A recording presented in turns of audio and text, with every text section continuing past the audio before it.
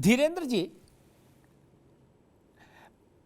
21 दिन हो गए, शुरुआत में 2 मारे गए शूटर, 1 गिरफ्तार हुआ, बाकी सब लापता हो गए। अतीक की बेगम भी लापता हो गई, शाइस्ता और ड्राइवर से लेके खानसामा तक सब लापता। बस घर में कुत्ते छोड़ गए, बाकी सब लापता हो गए। और 21 दिन के भागम भाग के बाद भी अभी तक कुछ अता पता नहीं है। क्या जो जितनी सीधी बात है उतनी सीधी दिख रही मानी जा सकती है, जैसे ऊपरी तौर पर दिख रहा है कि हाँ भाई ढूंढ तो रहे हैं, अब क्या करें, या इसके पीछे कोई पेच है? धीरेन्द्र जी, एक पंक्ति में कहना चाहूंगा कि विधायिका, कार्यपालिका और न्यायपालिका इतना घना बुना नेक्सस है, वो नेक्सस इन अपराधियों को माफिया बनाने के लिए ये नेक्सस का अनुकूलन बहुत जरूरी है और ये बहुत दिनों से चल रहा है जी।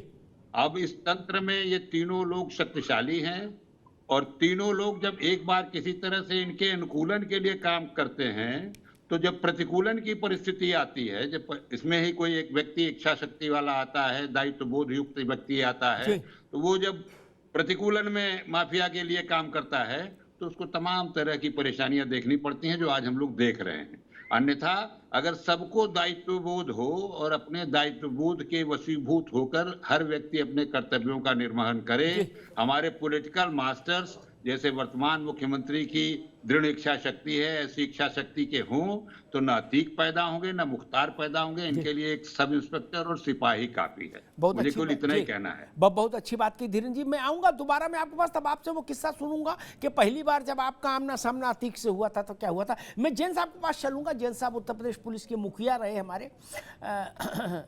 जैन साहब, कुछ सवाल खड़े हैं। जिस दिन ये हमला हुआ, उमेश पाल और 2 सिपाही मारे गए, एफआईआर हुई, उसमें अतीक का पूरा परिवार नेम्ड हुआ। 3 दिन तक शाइस्ता वहीं रही, उसके बाद गायब हो गई। कैसे? पुलिस का हाथ क्यों जाने, उस गायब कैसे होने दिया गया, ये प्रश्न तो खड़ा होगा ना। अब सब चला रहे हो, लेडी डॉन है शाइस्ता। प्रयागराज की पुलिस को नहीं पता था शाइस्ता कौन है? पता था ना। प्रयागराज में तो अतीक के कुत्ते तक का रंग सबको पता होता, कप्तान हो जाए कलेक्टर नहीं। जैन साहब जी, उसका रुबाब उतना तो हमने ही देखा है। क्या जो आदमी मुख्यमंत्री के मंच पर कुत्ता लेके चढ़ गया और मुख्यमंत्री के हाथ, मुख्यमंत्री ने हाथ मिला लिया कुत्ते के पैर से, मिलवा दिया, वो छोटा आदमी है क्या?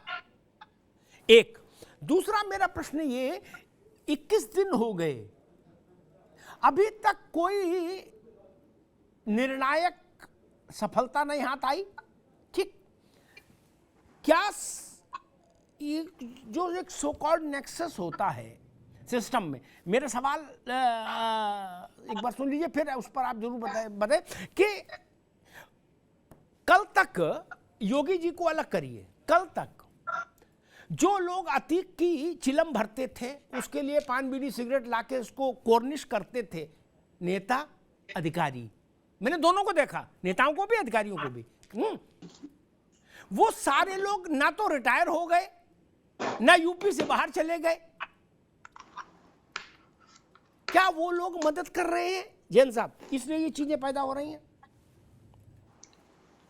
देखिए, जहां तक आपका पहला प्रश्न है शाइस्ता परवीन के संबंध में, शुरू में जब ये मर्डर हुआ तो तरह तरह की बातें चली कि इसमें कौन सा गैंग हो सकता है, क्या है, क्योंकि ये माना जा रहा था कि ये अतीक अहमद और इसके गुर्गे ये हिमाकत नहीं करेंगे, जबकि इतनी सख्त कार्रवाइयां उनके खिलाफ ध्वस्तीकरण की, कब्जे में लेने की चल रही हैं। धीरे धीरे वो सब चीजें वर्कआउट होने लगी। कुछ समय में सीसीटीवी फुटेज वगैरह आने लगे। प्रयागराज पुलिस के जो जानकार लोग थे उन्होंने शिनाख्त शुरू करी कि गुड्डू मुस्लिम है, गुलाम है, ये है, वो है। तब समझ में आया कि अतीक अहमद, इसलिए क्योंकि शुरू में इसमें नामजद नहीं थी शायद। जैन साहब, बहुत विनम्रता से एक बात कहूं, बहुत विनम्रता से, इलाहाबाद में जितनी पुलिस है, होमगार्ड से लेके आईजी और डीआई जो भी बैठता हुआ सर्वोच्च अधिकारी, सब अतीक के कुत्ते तक को पहचानते हैं। ये कैसे मालूम को पता नहीं? अतीक का लड़का गोली चला रहा उतर के, नहीं वही कौन मैं नहीं कह रहा जानता? हूं। कौन नहीं जानता बाबू? क्या जांच कहीं भटक गई है, अटक गई है, इसलिए लटक गई है?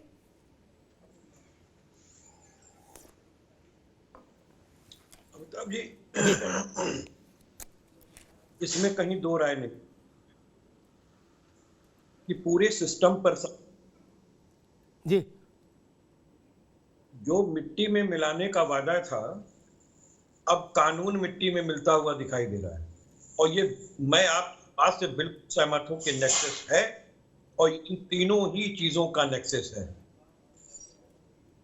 देखिए, कुछ भारतीय जनता पार्टी में 36 के आंकड़े हैं केंद्र और उत्तर प्रदेश के बीच। उस 36 के आंकड़े के बीच योगी जी की जो 36 का आंकड़ा है, उसमें कहीं ना कहीं कुछ कानून की नकेल कस जाती है। और आपके है जो प्रश्न आप खड़ा कर रहे हैं, मैं तो एक बात ये पूछ रहा हूं, विफलता तो उसी जगह पर पुलिस की है जहां के इंटेलिजेंस पुलिस की अपनी फेल कर, सीआईडी फेल कर गई, आपके पास अन्य इंटेलिजेंस है वो भी फेल कर गई, लोकल इंटेलिजेंस है वो भी फेल कर गई, और एक नेक्सस ने 6 आदमी ने मिलकर के व्यक्ति की हत्या कर दी, वो भी अधिवक्ता। और ये मालूम है कि वो किसका केस लड़ रहा है। छोटे छोटे लोगों को, आपको याद होगा कि इनके भाजपा के थे त्यागी साहब, वायु श्रेणी की सुरक्षा लेके घूमते थे। जिनको सुरक्षा की आवश्यकता है उनके पास सुरक्षा नहीं है, 1 या 2 दिए जाते हैं। और आप इंटेलिजेंस आपका वो फेल्योर, इतनी बड़ी घटना की साजिश हुई जी। जो साजिश का तार आपने बताया कि अहमदाबाद के जेल से रचा गया, और उसके बाद आपने बताया कि बरेली के जेल से रचा गया। ये चीज आप अगले ही दिन बता दिए। और जैन साहब बताते हैं कि भाई उनको पहचानने में थोड़ा सा वो सब खोलने उलने में कि शाइस्ता परवीन हाथ से, अरे शाइस्ता परवीन इसलिए हाथ से निकल गई कि नंद किशोर, नंद गोपाल, नंदी निकल जाते हैं हाथ से। आप लोग नहीं कह पाएंगे मैं एक अधिवक्ता हूं, छाती पे गोली खा लूंगा, लेकिन मैं सच्चाई बोलूंगा। इसकी कोई आवाज उठाई किसी ने? ना किसी पैनलिस्ट ने उठाई, ना सरकार ने उठाई कि अगर कोई सहअभियुक्त के बयान पर मनीष सिसोदिया जेल जा सकते हैं, जो वित्त मंत्री पी चिदम्बरम साहब थे वो सहअभियुक्त के बयान पे जा सकते हैं, तो एक अभियुक्ता अगर किसी का नाम ले रही है कि 5 करोड़ की सुपारी, 5 करोड़ रुपए जो है नंदी को दिया गया है, हवाला का काम हुआ है, अतीक कह रहे थे, उस पर एक एफआईआर की जांच बैठी। अशोक पांडे जी, अतीक के ये गुड्डू, मुस्लिम और शाबिर और सादिक जितने भी ये लफंडर हैं, इन सबको प्रयागराज का हर सीनियर अधिकारी जानता है। क्या इनका मूवमेंट नोटिस होता होगा? ये छोटे लोग नहीं है प्रयागराज के, इन्होंने जाने कितनों की खाल खींचकर शरीर फेंक दिया इसी इलाहाबाद की सड़कों पर। जैन साहब को पता है? ये छोटे लोग हैं क्या? इनके आतंक ने जाने क्या परिस्थिति पैदा की। इनका इतना बड़ा मूवमेंट हुआ होगा, जब इतना बड़ा कांड किया, आकाश से तो उतरे नहीं। ठीक। एक दूसरा, एक बहुत बुनियादी प्रश्न आपके पास आ रहा है, चूंकि आप सरकार की पार्टी से हैं, इस पे बाद में भी जैन साहब से भी राय लूंगा।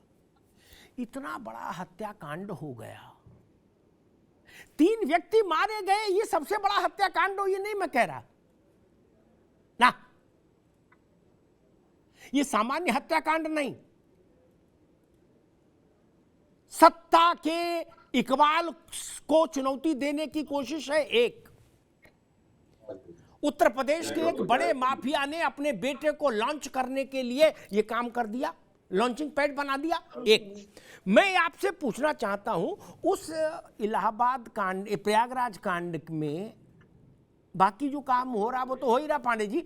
मेरा सवाल ये कि किसी पुलिस के अधिकारी से लेके और नीचे तक, सिपाही तक, कुछ लोगों को सस्पेंड किया जाना चाहिए था, मुअत्तल किया जाना चाहिए था कि नहीं?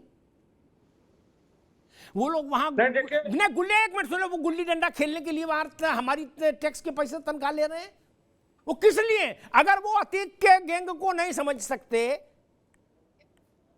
तो क्या वो पप्पू चुन्नू मुन्नू जो गिरह कट हैं उनके लिए रखे गए हैं?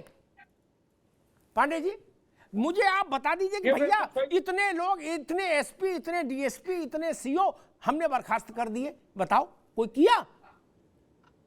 देखिए, सबसे बड़ी बात यह है जी कि अतीक अहमद की संपत्ति को हम लगातार वापस कर रहे थे, और सबसे बड़ी बात है कि उनकी जी को जो अवैध थी सब हमने बुलडोजर भी चलाया, लगभग अतीक के राज्य को हम खत्म भी कर रहे थे। आपने देखा होगा तब तक ये घटना हो गई। निश्चित तौर पे एक चुनौती थी, मुंह खोल के, मतलब इतना आपने देखा होगा कि इतना निडर थे कि किसी ने अपनी शिनाख्त छिपाई नहीं और सीधे हत्या की। लेकिन हमारी सरकार ने जिस तरह से 2 लोगों को ऊपर भेजा, नहीं जिस पांडे तरह जी से- मैं पूछ रहा हूं इस हत्या के लिए जिनके इलाके में ये हत्या हुई उन पुलिस अधिकारियों को हमने क्यों नहीं मुअत्तल कर दिया कर्तव्य में लापरवाही के देखिए, चलते? निश्चित है, इस लापरवाही के लिए अगर पुलिस के कोई भी अधिकारी जिम्मेदार होगा तो अब उसे हम 21 बख्शने दिन वाले बीत गए नहीं तब हैं। जिम्मेदारी तय करोगे? इसमें कोई नहीं है। नहीं। बिल्कुल सही आपने कहा, नहीं। कोई नहीं बचेगा। और सबसे बड़ी बात बता दें आपके माध्यम से कि अतीत देखते रहिएगा, गुंडे उत्तर प्रदेश में अतीत बन जाएंगे और योगी जी प्रतीक बन जाएंगे इन गुंडों के खिलाफ। जिस तरह से पर्द दर पर्द खुलता जा रहा है, जब हम कोई काम करते हैं तो तत्काल अखिलेश यादव के पेट में दर्द होने लगता है, सीधे राम गोपाल यादव जी भी आ जाते हैं, मानवाधिकार सिखाने लगते हैं। किसी माँ की कोख गुजारना क्या ये अच्छी बात है? क्या लोग गरीब ठीक है। आदमी की पांडे जमीन जी, कब्जा ठीक है। करना अच्छी बात है? अशोक भैया इस पर ठीक है, एक ही बोल अशोक जी, रहे। कपिल बाबू मैं अभी बहस को पॉलिटिकल डिबेट में नहीं उलझाऊं, अभी रुक जाओ ना आज दूसरे एक मिनट, ठीक है ठीक है अशोक जी रुक जाइए, अभी एक मिनट रुक जाइए। जैन साहब यही सवाल आपसे लेता हूं प्रोफेशनल अंदाज में, वो तो पॉलिटिकल बात थी। मैं अगर पुलिस में अफसर होता, डीजीपी होता, तो मैं अपना ये दायित्व मानता कि उसी दिन तत्काल प्रभाव से कई अधिकारियों को मैं निलंबित करता और उनके खिलाफ इंक्वायरी सेटअप कर देता। इतना बड़ा कांड हो गया, सिपाही से लेके और एडीजी तक किसी को भी सजा नहीं, ऐसे कैसे मान लेंगे हम? फिर होना चाहिए ना सजा भाई, इसीलिए न पुलिस रखी गई है। जैन साहब नहीं, लेकिन किसी के खिलाफ कोई कार्रवाई नहीं हुई, क्यों? आपको क्या लगता है इसके पीछे? देखिए, मेरा ये स्पष्ट मानना है, ये सबको पता है कि ये गवर्नमेंट अतीक और मुख्तार जैसे माफियाज के पीछे पड़ी है, जी उनके खिलाफ कार्रवाइयां हो रही हैं। इसलिए पुलिस विभाग को इस बात के लिए आश्वस्त रहा होगा कि अगर कोई कार्रवाई करता है अतीक के खिलाफ या अतीक के गुर्गों के खिलाफ, उनके खिलाफ कम से कम इसमें कोई कार्रवाई नहीं होने जा रही जैसे कि पहले होती थी, जैसा आपने उल्लेख किया।